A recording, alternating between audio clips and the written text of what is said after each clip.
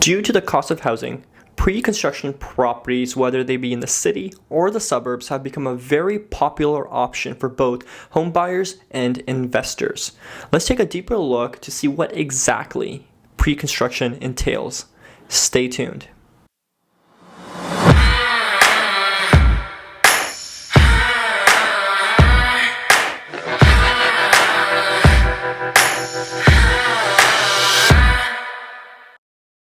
What's going on, guys? Zain Jafrey here with the Jafrey Group of Coldwell Banker Real Estate. Welcome back to my channel. In this video, we're going to be talking about pre-construction. Now, I know pre-construction has become very popular in the last couple of years, but that doesn't mean you should buy it blindly. There are some things that you should be mindful of.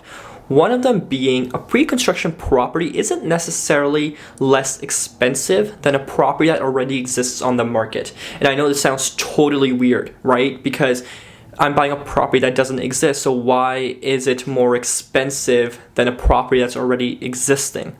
Now, the whole concept behind this is that the new development property will be made in the next couple of years. So what that really means is that the builders are kind of taking into account future value as well. So you do have to be mindful of that. And the markup for a new development property is usually 5 to 15% more than an already existing property for sale. Now, the second thing that you should know is that you should be investing in the developer before you invest in the development.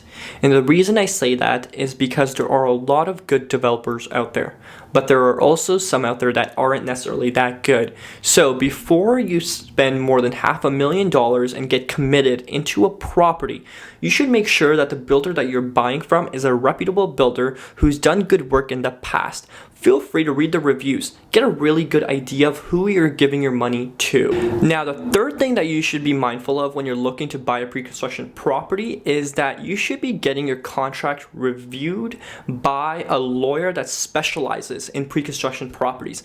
And the reason I say this is because in Ontario, you do have a 10-day cooling off period.